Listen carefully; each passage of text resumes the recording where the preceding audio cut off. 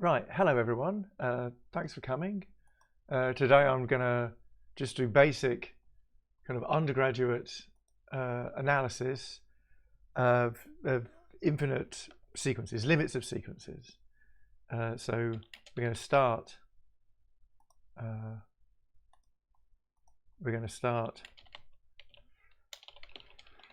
With definition of a limit. And so how's this going to work? I guess what we're going to say is we're going to define is limit. So is limit, this is going to be some true false statements. Maybe I should let's put a doc string. Is limit at means that t is the limit of the sequence a0, a1, a2 ... So there we go. Let's get rid of that.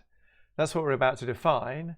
So what are a and t? I guess t will be, this is just first, this is not metric space stuff. I could do metric spaces in the future, but this is just basic real limits of real sequences.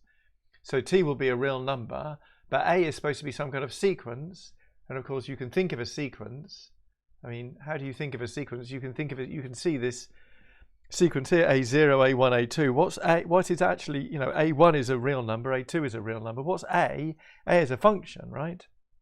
A is a function that takes in a natural number and spits out a real number. So we'll have a is a function. A is a function and t is a real number. And we want to define what it means for t to be a limit of this sequence a0, a1, a2. So this is a true false statement. This is a proposition.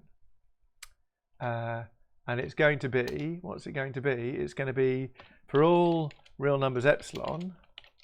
If epsilon is bigger than 0,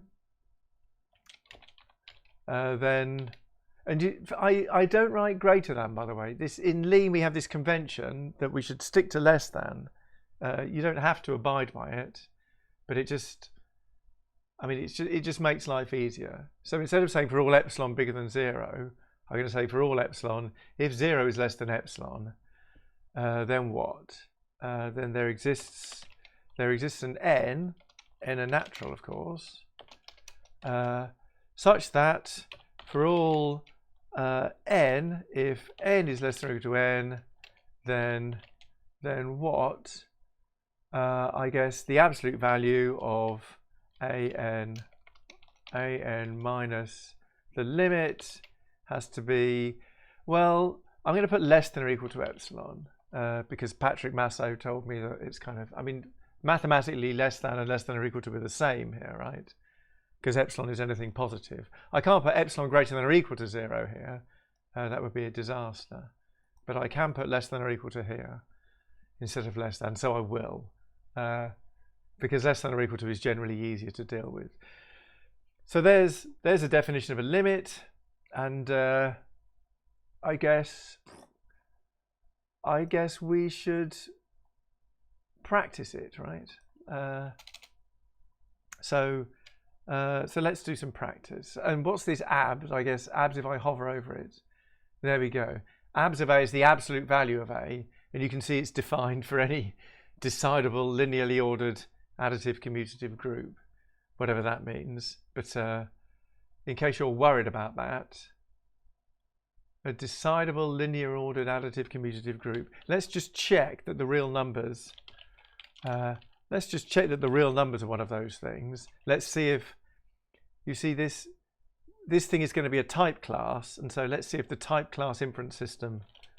If I do this, yeah, that hasn't worked.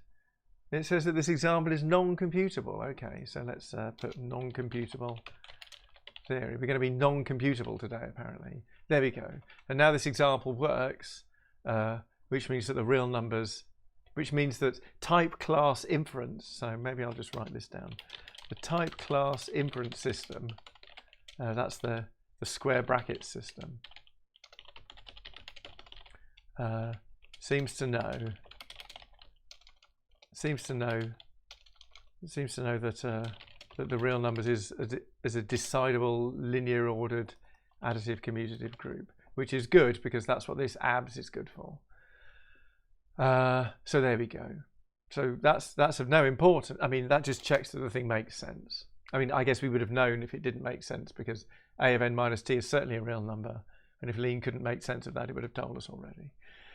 So there's the definition of a limit. And so now I guess we could warm up. Let's try and prove that a constant. Let's prove lim const. Limit const. There. So let's say c is a real number. And let's prove is limit. So now we want this function here. What do I want? I want the function. I want the function that takes in a random natural number and always outputs c. So that function is. I'm going to make this function using this. I mean, it's this, right? N maps to c. There, that thing there, c. But that doesn't work. There, that's maybe what a mathematician would write. This is. I'll zoom in for you. See, that's the maps to. That's the maps to thing. I want to consider the function which takes an arbitrary natural number input n and it always outputs c. But maps to doesn't work in Lean. We have to use lambda instead. So mathematicians write maps to. Computer scientists write lambda. So it's lambda n c. That's what lambda means. It just means maps to. So lambda n c is the function that inputs a natural number n and outputs. I mean, maybe I should just say, look, here's another lambda n squared. That's the function, is the squaring function, right? There. And lambda n c, so this says limit of a constant sequence. Limit of a constant sequence c is c.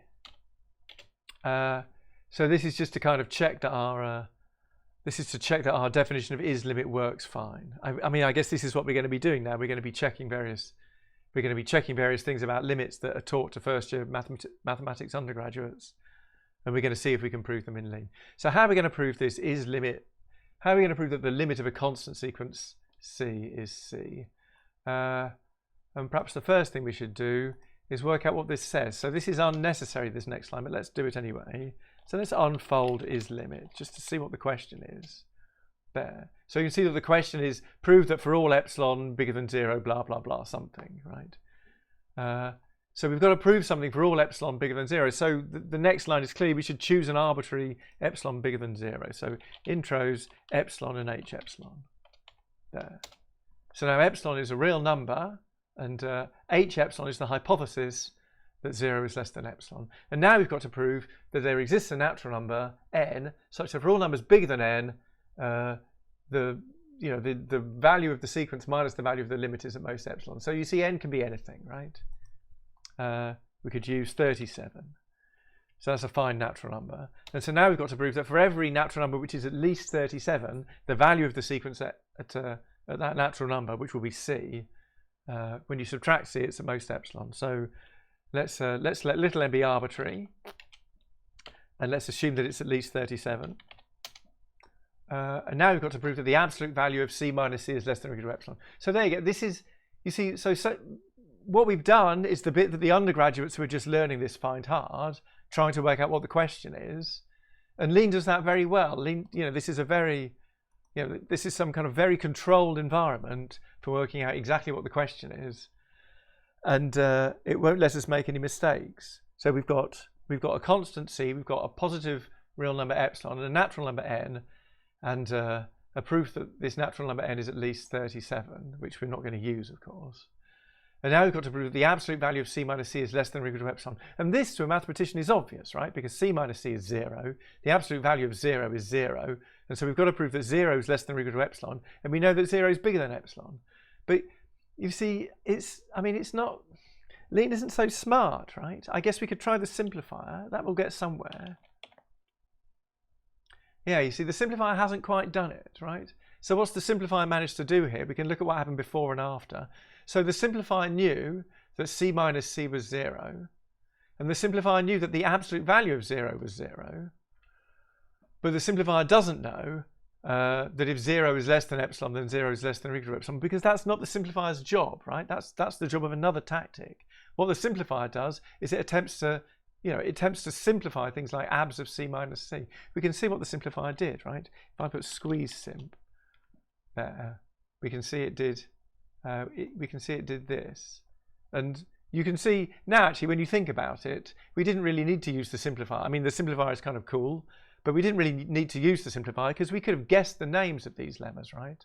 Sub self, that says that a minus a is 0, and abs 0 says that abs of 0 is 0. So we don't even need the simplifier. We can guess that the statement that c minus c is 0 is called sub self. So we could rewrite sub self, and there it is. You see, you can see it. The moment I start guessing, Lee says, "Oh look, sub self. That says for all a minus a is 0." So sub self, and now how do we turn abs of 0 into 0? We rewrite abs of 0 there. And now we've got this problem. We know epsilon's bigger than 0, and we want to prove that epsilon's bigger than or equal to 0. And it's the job of a different tactic to do that job. And that job is the linear arithmetic tactic, linarith, which solves inequalities of this nature. So linarith, that should finish the job. So there you go. And maybe that's okay. Maybe simp not at the end of a proof isn't so cool, but maybe simp linarith is just about okay. So that's some evidence that we haven't made a mistake with our definition. I mean, more evidence is that if I'd made a mistake, then people would be spamming the chat, right? So there we go. A limit of a constant sequence is what we think it is. So now let's prove sort of standard result. You prove in lecture. You define limits in lecture 1. Let's prove the limit of the sum is the sum of the limits, right? Limit of an plus bn is what? I guess its limit is limit of an plus limit of bn. Let's prove this, and I guess that would be called limit sum, right? Theorem limit sum. And so now what do I need for limit sum? I guess I need two sequences, A and B. Two sequences of real numbers and two limits, S and T, real numbers. And then you see the way I've written it, I would somehow, my instinct would be to say, is limit A S, and if you like, is limit B T implies is limit. So what's the sum of the sequences? I guess this is lambda n an plus bn, and the limit would be S plus T. But just before I start proving this, this is a slightly inconvenient. If we state it like this, it's just a little bit inconvenient because we'll need to do an intro, and then the intro will be an and then we'll need to do a split. So of course, computer scientists don't like A and B implies C. They like this A implies B implies C, right? This is the same thing. This is currying, because you see the brackets go like this. This says that the statement that S is a limit of the an implies, open brackets, the statement that if T is a limit of the Bn, then the limit of an plus Bn is S plus T. So changing the ands to an arrow doesn't change the statement logically. It just makes it more convenient to work with in functional programming. And similarly, there's not really, I mean, now if I do it like this, I'm going to have to do all these intros, right? I'm going to have to do intro HAS and then intro HBT. And there's not really any point. We could have just moved those. You can always get rid of introductory intros by moving things before the colon. Look, let's restate this. Let's restate this theorem. Limit sum AB ST. So let A and B be sequences. Let S and T be real numbers. But let's put these hypotheses before the colon as well. So let's say we've got the hypothesis HAS is that the limit of the AN is S. And let's say we've also got the hypothesis HBT. The limit of the Bn is T. And then let's put the colon here, there, and let's get rid of this bracket because we don't need it anymore. there, and now we don't need this either. So now you can see we've done those intros already by moving everything to everything that we could to the left of the colon. We've just saved us some bother. So how are we going to prove that the limit of the sum is the sum of the limits? Well, I guess the next thing we need to do is we need to stop and think about what the maths proof is. And this is an epsilon over 2 proof, right? This is one of these proofs where we need to prove that an plus bn. I guess we know how to start it, right? We know what is limit blah blah blah means. It means for all epsilon. So the start of the proof is going to be this: intros epsilon and h epsilon. So let epsilon be a positive real number. And now we've got to do some work. You see, now we can't go on now.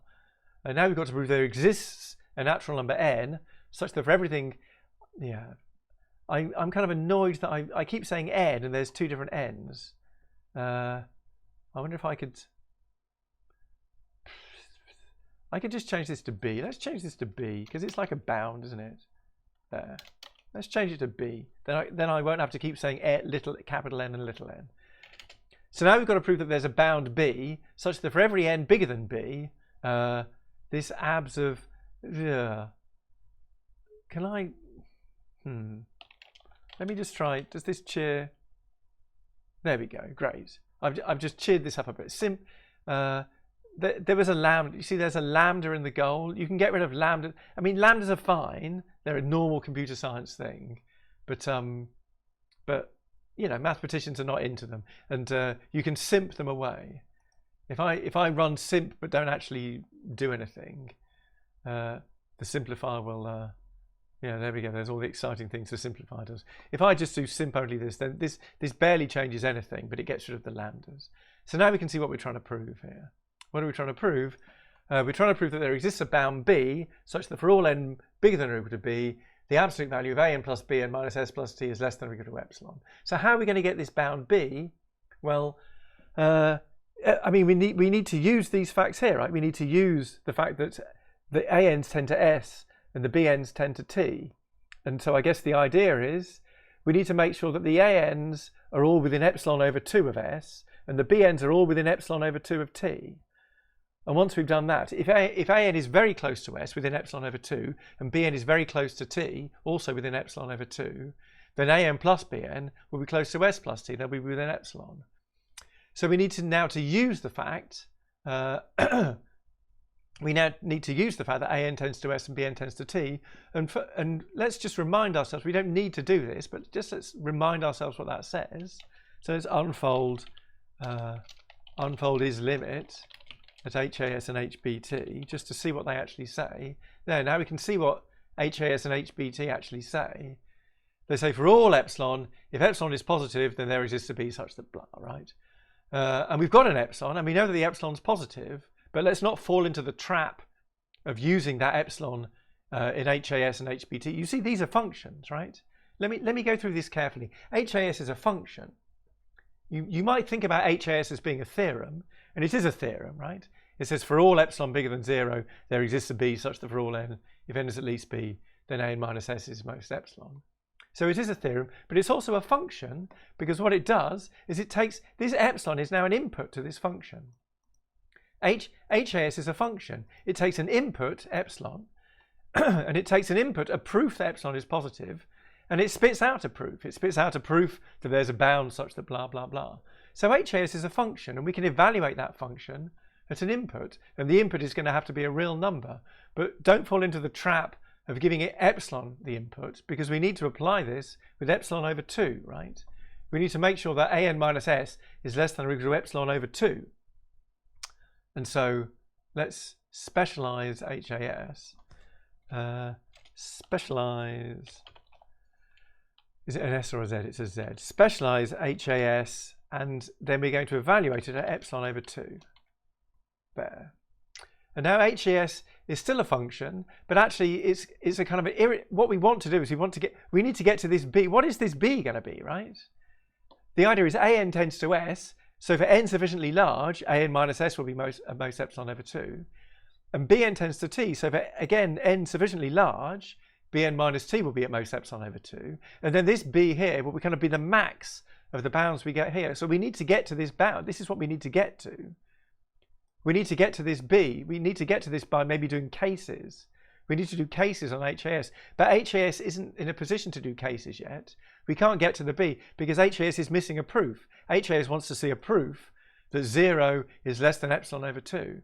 Well, we know 0 is less than epsilon, and linarith will prove that 0 is less than epsilon over 2. So in fact, while we're doing this specializing, we've fed in epsilon over 2. We should also feed in the next input. This next input is supposed to be a proof that epsilon over 2 is positive, and I think linarith will do it. And it does, great. And so now you see HAS is just the existence statement. HAS now says there exists a bound such that for all n at least that bound, an minus s is at least epsilon over 2. So fabulous.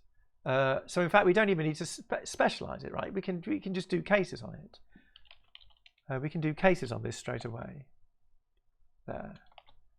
With B, well, let's call it B, let's call it BA, HBA. There. So now what have we got? Great, now this looks good. Now you see, now we can probably forget about HAS. We probably won't need that anymore. Let's be audacious and clear it. Clear HAS. Great, we've got away with it. So now we've got a natural number. We've got a natural number, the bound for A, and we know that every natural number, at least that bound, has the property that an minus s is less than or equal to epsilon over 2. Wonderful. And we could do the same thing with BT, right? We could do this. HBT, oops, there, and this would be the bound for B, and the bound for B. So there we go. And then we can clear HBT. We don't need to do these, it's just, right, you know, these things, this unfold we didn't need to do. We can just comment that out. We can comment that out, and we can comment that out. You know, we'll all, these aren't necessary parts of the proof. So now what have we got? We know that n bigger than or equal to the bound for A implies an minus s is less than epsilon over 2. There. We know this, and we know that n is at least the bound for B implies Bn minus T is, oh, we don't, it's less than or equal to. That's what we know. So now what's our goal? Our goal is to come up with some kind of bound such for n at least that bound, an plus Bn minus s plus T is less than or equal to epsilon. So that bound is the max, right? We need to make sure that this is true, and we need to make sure that this is true as well. So let's use the max. Let's use the max of BA and BB, right? There we go.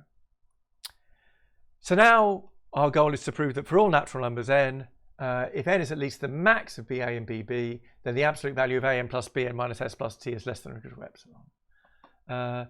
Could we have used U's for B?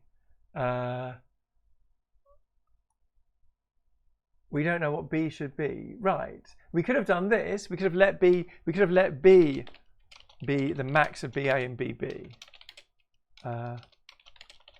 There. And then we could have used B there. We could have done that. That would still work. And now you see we've now got to prove that for all n, if n is at least B, then da da da da da. But what's B? We can see what B is here. B is defined to be the max of BA and BB. But I just have this sort of, it's just the fewer things you introduce, the better, right? The more variables you introduce, the more work you have to do later when you're kind of unintroducing them. So now we've got to prove that for all n, if n is at least the max of BA and BB, then this thing is, so now this kind of feels like it should be pretty easy, right? So let's let n be arbitrary, intros n. And now we've got to prove that if n is at least, you see this is still a function, right? I'm still trying to prove this is an implication. I'm trying to prove that P implies Q. So let's assume that P is true. So intros hn as well. So there we go. We've got a natural number n and a proof that n is at least the max of BA and BB. And now we've got to prove this absolute value is at most epsilon. And now you kind of think, great, I mean, this is exactly what linarith does, right? But linarith won't work yet because, and I think as a learner, one can be quite frustrated by this, because you can see that we have everything we need, right? I mean, clearly, if n is at least the max of BA and BB, then clearly it's at least BA, and clearly it's at least BB, and so clearly these are true, and then this is true and this is true, so by the triangle inequality this is true, right? We know how to do it, but there's not one tactic that finishes the job for us yet. So I guess one thing that would be nice is that, you see, we need to tell linarith, this is no good for linarith. Linarith is only good at doing literally what, like, linarith can prove that if x is less than y and y is less than z, then x is less than z, right? Linarith doesn't know what to do with this for all natural numbers, blah blah blah. So we need to tell linarith, right? We need to tell lean that we don't care about this for an arbitrary natural number. We care about it for this natural number, the natural number we've got, right? So let's specialize. Specialize HBA, and then the idea is we're going to use n there. And now HBA is slightly more useful, but HBA still is not the statement that we want, right? It's still not the statement we need the triangle inequality for. Because HBA still wants this input. How do we know that n is at least? How do we know n is at least this bound? It's because n is at least this thing here, right? And so, I mean, n is at least the max of BA and BB. So how do we know that n is at least BA? You see, that's the point. Is that's obvious, but it's also a lemma, right? It's a trivial lemma, and we need to know. I don't know. So I guess, what is the proof of this, right?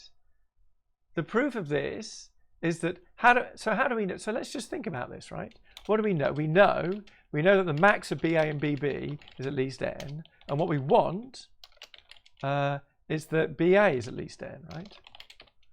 So is that in the library? So let's just have a try, right? Have H whatever BA is at least n there. Let's have a look at library search.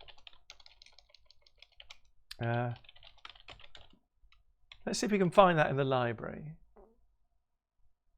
And library search is thinking a long time, which is always a bad sign. It's done it. Oh, it has found it. Great. There. So now we've got the hypothesis that BA is at least n, and the proof of it was LE of max LE left. Yeah, you see, look at that. It says max AB is at most C, implies A is at most C. So that's what we wanted. And in fact, we can just feed that in, right? We can feed that in here. There. And now HBA is the statement we want, right? HBA is the statement that AN minus S is at most epsilon over 2. And similarly, we're going to need to do this with HBB as well. So now we can get rid of all this, right? That was our experimenting with the library. And now let's do this as well. Let's specialize on B. And oh, it didn't work. And it didn't work because we don't want LE of max LE left, right? What did we want here? We wanted to deduce that if n was at least this max of BA and BB, then n was at least BB, right? So this is going to be called LE of max LE right. There. Let's put the sorry back because I don't like the errors. Now let's see what we've got then. So now this is looking really good, right? Now this is just the triangle inequality. So maybe we think linarith can do this one. But no, linarith still fails. And the reason linarith still fails is that linarith has a very, very well-defined job to do, right? And linarith's job does not involve unfolding, it does not involve an encyclopedic knowledge of functions like max and abs. So we're going to have to unfold these abs's, right? We're either going to use the triangle inequality or I'm not going to use the triangle inequality. It is there. I'm just going to prove it, right? Because I'm going to show you that linarith is actually going to be quite powerful once we've got rid of these abs's. And so what we want to do really is we want to replace this statement here. We've got this. We want to replace absolute value of x is less than root of y by some inequalities. But by equivalent inequalities,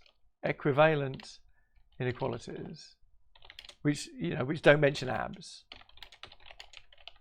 There, because what happens what happens with this is that I come along and I say to Rob Lewis, Rob, your linarith program doesn't understand abs. Why can't you just teach it abs? And he replies, no, because if I teach it abs, then you'll come back tomorrow and ask me to teach it max. And then you'll come back the next day and ask me to teach it min. And then you'll come back and ask me to teach it something else. And it will just pile up. And then people will start complaining that linarith is 10 times slower than it was. It's not linarith's job to do this. If you want to unfold abses and unfold maxes, then you should, write another tactic that sits on top of linarith.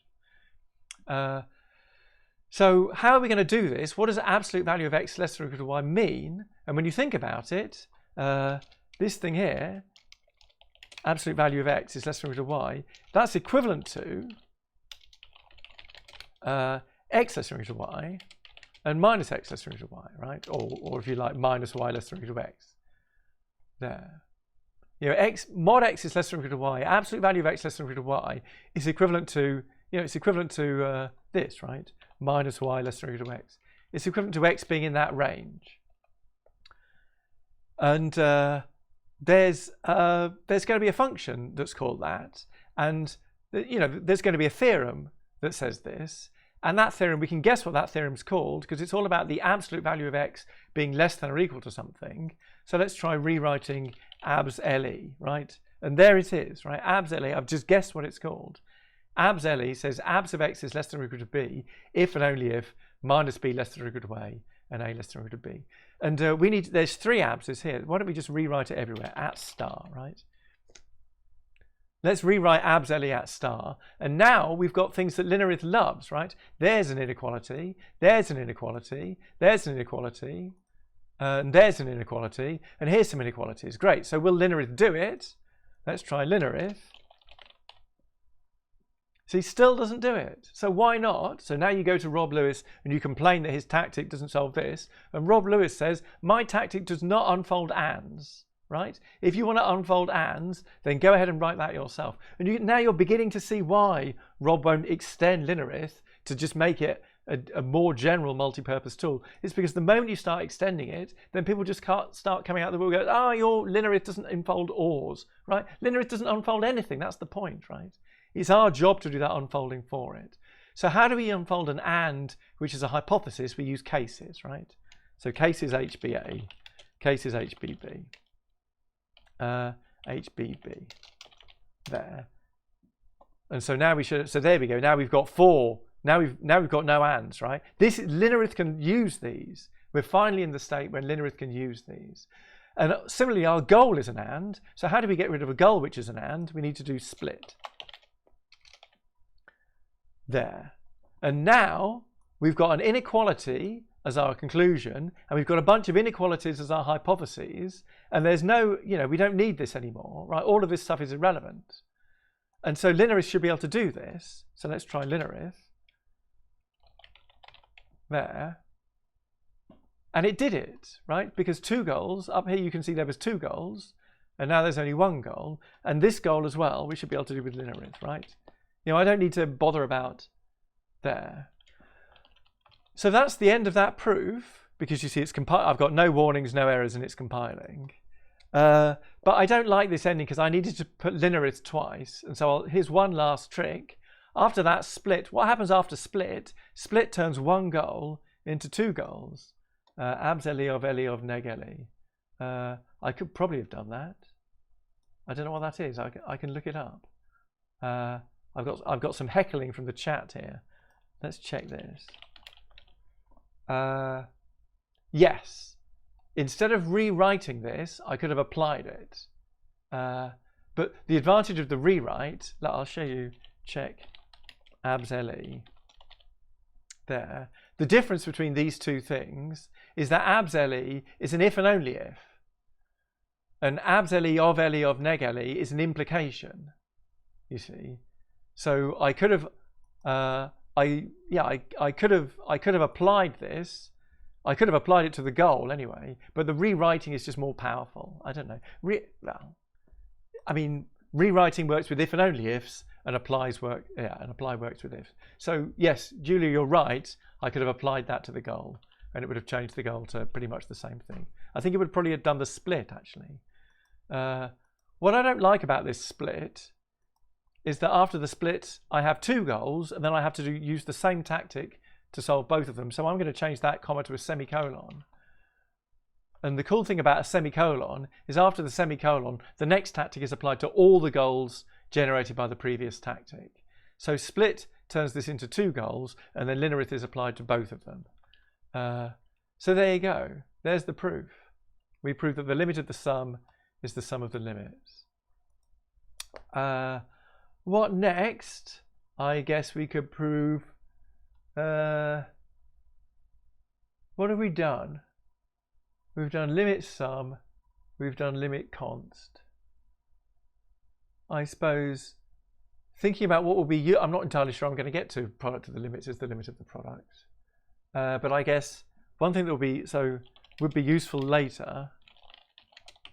Let's do limit sub const. Limit sub const.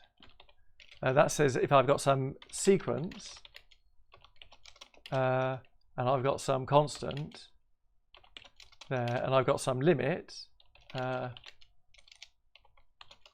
it says that, and I've got a hypothesis that says that the limit is limit at, then my conclusion is limit the function lambda n a n minus c, the limit of that is going to be t minus c.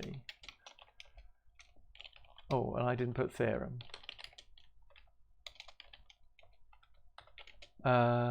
So that is what we're going to prove next. And how am I going to prove this? We should be able to prove this. Oh, I guess this is quite a good exercise actually, because we have, you see, we have limit const and we have limit sum, but it's just a bit annoying that I want to apply this for a difference. I guess what I really want to do is I want to change. I think what I want to do is I want to change this subtraction to adding the negation. Rewrite sub ec add neg. Rewrite sub ec add neg comma. There, you see, I've changed. This is kind of nice because I've only proved limit sum. You see, I didn't prove limit. I didn't prove limit difference. I didn't prove. Oh, this should be called limit add. There. This should be called limit add, because sum is a finite sum. Add is just adding two things. And this should be called, yeah, exactly. You see, now I'm nearly in a position to apply. Oh, you're going to do some good. Here's some interesting lean technique about to show up. I want to apply this function, right? I want to apply limit add. But I don't think it's going to let me. Oh, it did let me. Oh, great. That's handy. So now I've got two goals. So now I've got to prove that the limit of the sequence A is t, and that's yeah. So now this first goal here is the same as h, right? So this proof here is exact h. There. And now this second proof here, I've got to prove that the limit of the constant function minus c is minus c. So that should just be apply limit const. Bingo. So there we go. Limit sub const we've proved. That's useful. And now I think the next thing is I want to prove that the limit is linear, right? I've proved. What does it mean for a function to be linear? It means that it behaves well under addition. Like if the limit of an is s and the limit of bn is t, then the limit of an plus bn is s plus t. And the second thing I want to do is prove scaling, right? Oh, this might be tricky.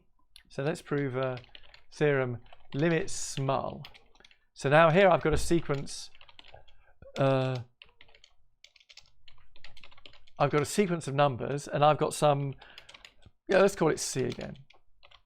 I've got some constant real number c, and I've got my limit t there, and I've got this h is limit at. So I'm assuming that an tends to t, and now my claim is limit lambda n c times an there. So if I scale the sequence by c, sorry, then the limit should be c times t. There you go.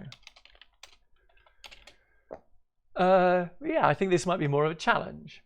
So how are we going to prove that the limit? How are you going to prove you scale the sequence then you scale the limit?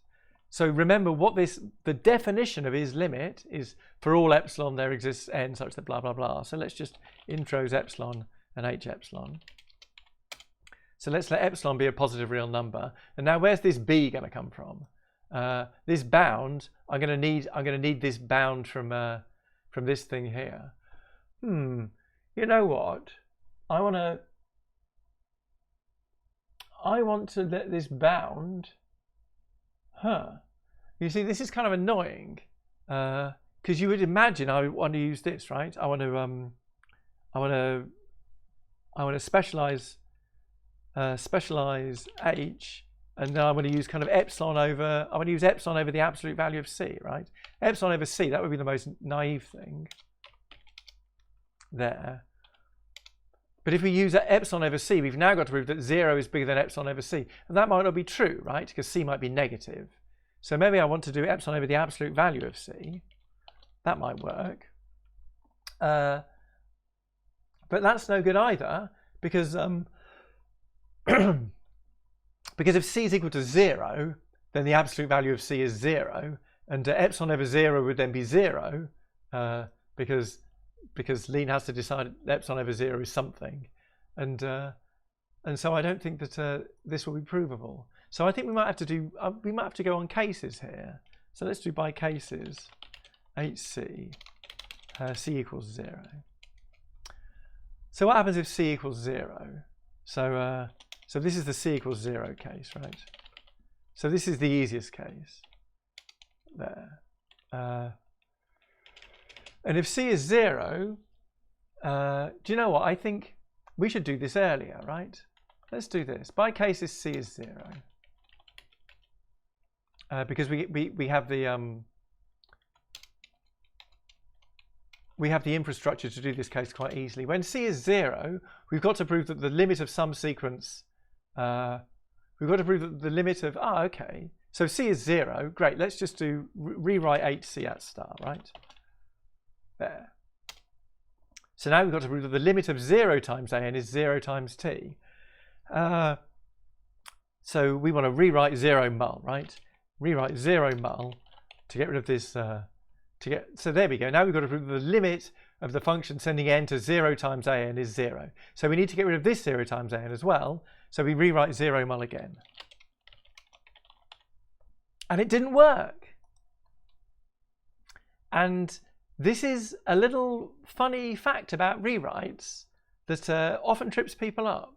So our goal has definitely got a 0 times an in, and the error, which is a poorly phrased error, the error says that the rewrite tactic failed. It couldn't find 0 times this question mark m underscore 3. That's a variable, right? Why can't I do rewrite 0 mul at star? I could do, but there's no 0 muls. If I do it at star, then it also applies it to all of these, and there's no 0 times anything up here. So I can do it, but it still won't. You see, it doesn't get to this. For some reason, rewrite is not seeing this, right? So rewrite 0 mul. It cannot find 0 times insert any variable you like in the goal, even though the goal clearly has one in it. And the reason is that this goal is hiding under a lambda, right? It's hiding under a binder. And so if you have your 0 times a, if this lambda had been a for all, or it had been a capital pi, or an exists, any binder like that, the rewrite doesn't see under binders, and so it fails. And this confused so many people for so long that that the wonderful people over there at Lean Prover Community wrote a variant of rewrite called simp rewrite that does rewrite under binders. So simp rewrite works. There we go. And now you see it's changed to 0. There. So now we've got to prove that the limit of the constant function 0 is 0. And we have that, right? That's limit const. So let's just try applying that theorem. Apply limit const. There. And lo and behold, great. Goals accomplished. And look at that, there's even the, you even get an exciting ta-da there. So there's the easy case when c is 0. And now we've got, so now this is the c not 0.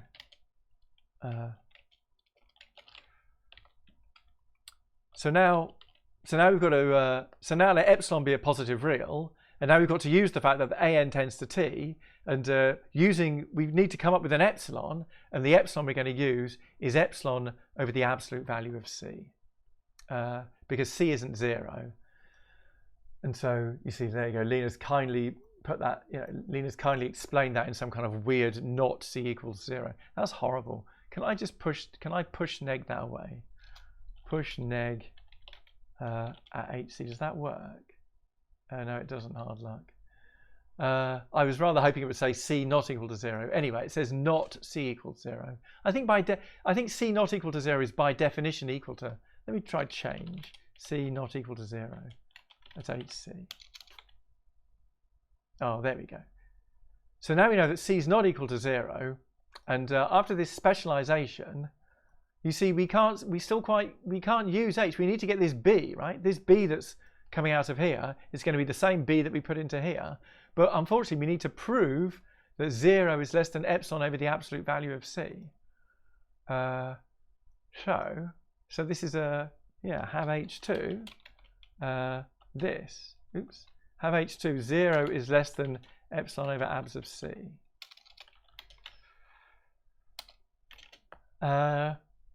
Yeah, how are we going to prove it? I mean, epsilon's positive, c isn't 0. Let's try linarith, right? You see, it doesn't work because this problem isn't linear. This problem isn't linear, and if this problem isn't linear, we could try n linarith. I bet that won't work either because it can't see through abs, right? Let's not bother. We're going to need, what are we going to need here? I think the same way we're going to need, what do we know? We know epsilon is positive, and we know that abs of c is positive because c isn't 0. So what we need is that the ratio of two positive numbers is positive. So what's that going to be called? That's going to be called div pos. Let's try div pos. There we go. I found it. So I mean, this isn't some, this isn't some carefully staged, some carefully well-rehearsed thing. I'm far too disorganized for that. I'm just guessing the names of these lemmas because they're all named in a very clever way. And so now we've got to prove, what have we got to prove? We've got to prove that epsilon is bigger than 0, and we have that. So we can just feed that in, h epsilon. And now we've got to prove that 0 is less than the absolute value of c, and we know that c isn't 0. So I don't know what that's called. Let me guess, actually. That's going to be called apply abs pos. Or it might be called abs pos of non-zero. Let's see what abs pos does. Let's see what we've got. Abs pos if, oh great. Abs pos of any 0. Let's use that. Apply abs pos of any 0. And now we've got to prove that c isn't 0. So there we go. This is an assumption. Exact hc. There.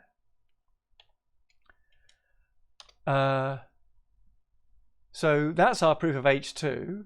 Oh, now this is great, right? So now we can feed our proof of h2 into h, right? This is a function, right? H is a function. It's expecting as input a proof of this, an element of the set of proofs of this. And h2 is exactly that. H2 is exactly an element of the set of proofs of this. So we can now feed the input h2 into the function h, and we'll get out a proof of this, and we want to do cases on that. So let's do cases hh2. Oh, with bhb. Let's see what we get. Great. We get a natural number b, and we get another function, right? We get a proof that for all natural numbers, at least b, we know some absolute value. Great. So let's use b. And now, you see what we've got to prove is very similar to what this hypothesis is. So now let's assume n is a number at least b. So intros n and hn. And now let's specialize hb at n and hn, right? There. And we know, what do we know? Oh, well, now let's get rid of this lambda. We've got a lambda in our goal, so let's do simp only nothing. It's a good trick for getting rid of the lambda. So there we go. So we know that the absolute value of an minus t is at most epsilon over the absolute value of c. And we've got to prove this here. So it kind of looks obvious, doesn't it? Sort of multiply both sides by the absolute value of c.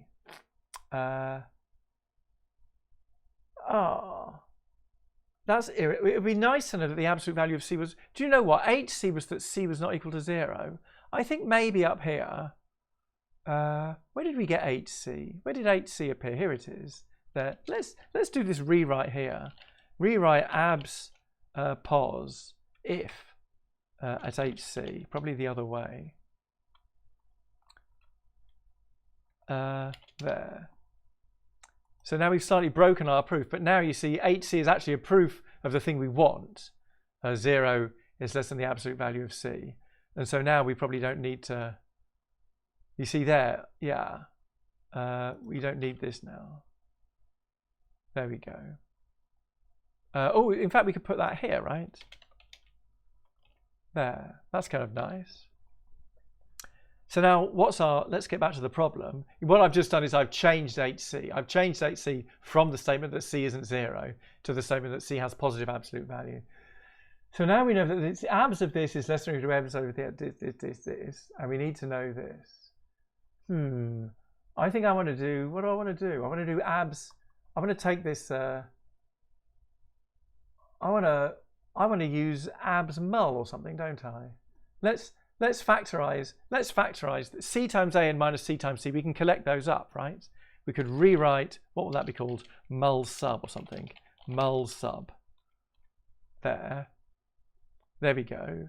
So you see again, I'm just guessing mul add. I know that mul add says c times an plus t is c times an plus t times t. And so I'm just I knew this one, but mul sub says c times an minus t is c times an minus t times t. And now we've got the absolute value of a product. So let's rewrite abs mul, because that'll be a thing. There we go.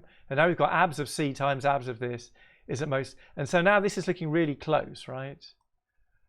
So now what do we need to know? I wonder if we can, let's try n. Well, is that a thing? Curses. So we do have this primitive non-linear arithmetic tactic. Oh, but it doesn't know anything about abs's. How are we going to prove this then? We're gonna, I guess, we need to divide both sides by abs of c. So, let's do library search. I think we're one step away. So once we're one step away, there we go, we've done it. The library search has found it for us. Boom.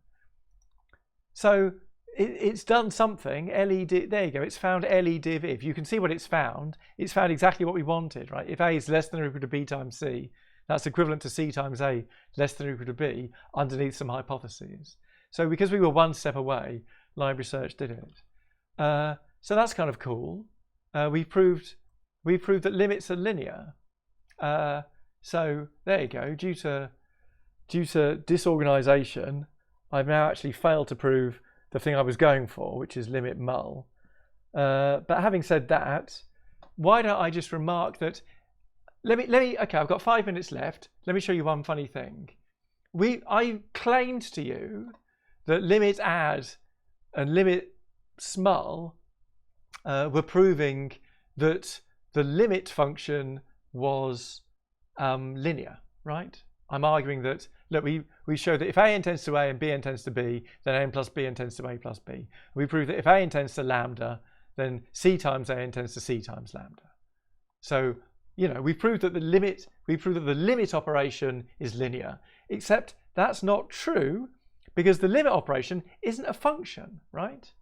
We haven't got a limit function, we've got this is limit, which is a predicate. And it doesn't make sense for a predicate to be linear. Is limit a t says that t, it doesn't say t is the limit. You see, this is a lie, right? It says that t is a limit of the sequence. That's what it really says.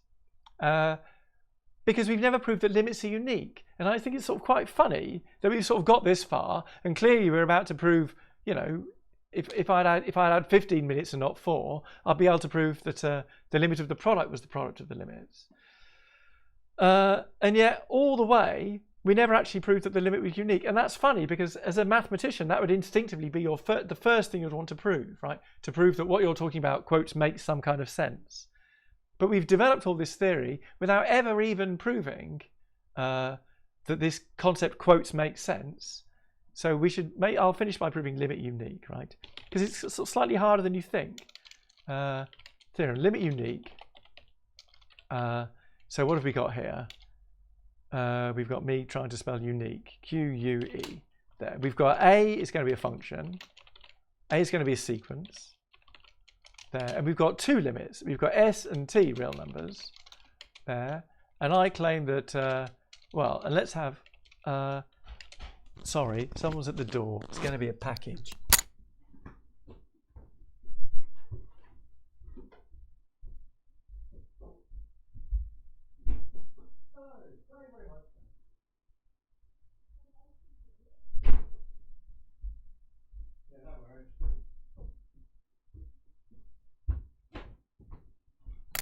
I'm back. There you go. Imperial College have just sent me a headset. So on Thursday, expect live headset action. And HAS is the hypothesis is limit AS. Thank you, Imperial College. HAT is the same as the is limit AT, and our conclusion is that S equals T. There. I think all of our arguments so far have been constructive. Oh, maybe, no, I did do a case split, didn't I? I did a case split on C equals 0. Here, I think I need to prove it by contradiction, don't I? How does this proof go? Okay, the proof goes like this. If S isn't T, yeah, we should do the maths proof first. If S isn't T, then let's let S minus T be epsilon, and eventually we'll be within epsilon of eventually we'll be within epsilon over 2 of S, and we'll be within epsilon over 2 of T, and that should give us a contradiction. Maybe we should use epsilon over 3 actually. So by contradiction, let's do that. Let's prove it by contradiction. So now we know by contradiction HST there. So let's assume that S isn't T, and let's rewrite. No, let's change. Change S not equal to T at HST. Let's assume that S isn't equal to T, and let's prove a contradiction. Okay, and how are we going to prove this contradiction? I guess let's set epsilon is going to be the absolute value of S minus T with H epsilon.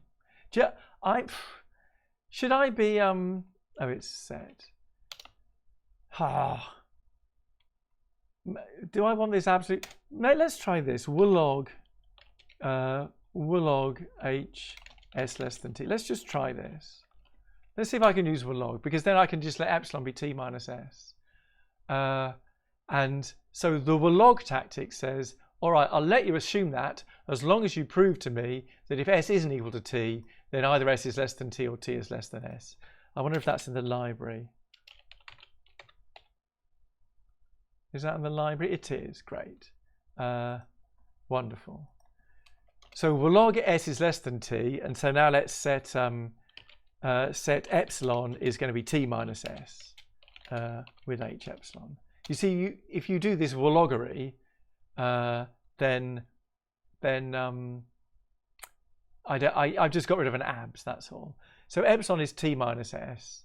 S is less than T. So now have H epsilon, and I need that epsilon is positive, right? Naught is less than epsilon.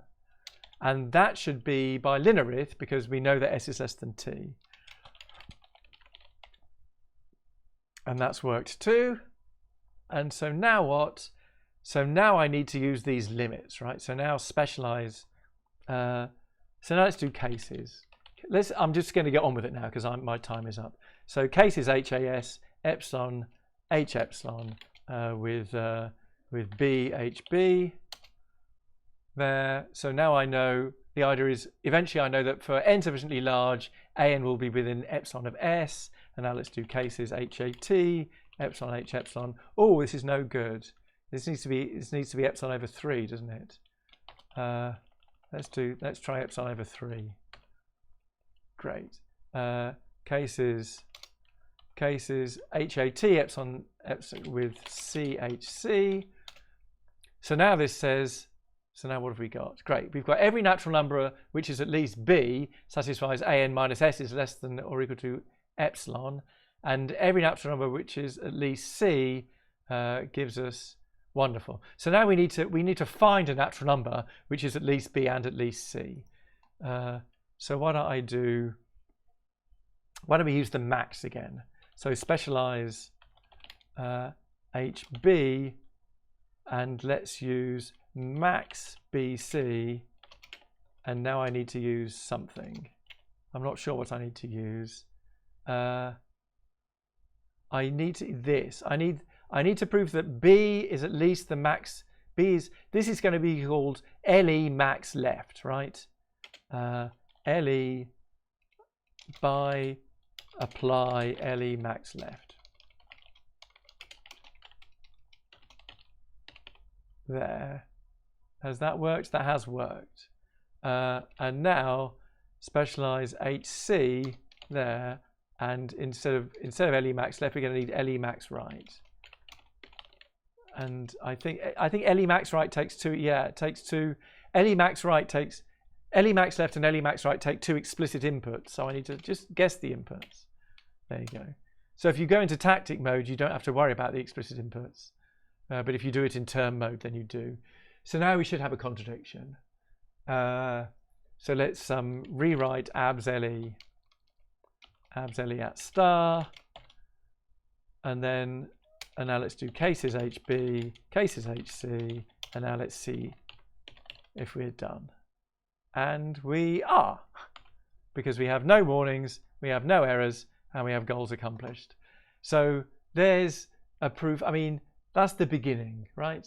You can imagine now that you could develop an entire first year analysis course doing this, right? There's nothing stopping you. You could define infinite sums to be limits of finite sums. I mean, it was somehow when I saw this kind of mathematics, this is when I realized that I could just take that first year analysis course that I went through, and you could just formalize the whole thing. And if you think about it, I've done it slightly more quickly than a lecture, right? Because a lecture, that would probably take a couple of lectures to get through that stuff, unless you were racing through. So who knows? You know, maybe in the future, undergraduates will be sitting in their lectures, formalizing them as they go past in Lean, or maybe they won't. But I think that's probably the end of that. So I'm going to stop streaming. Thanks a lot for coming.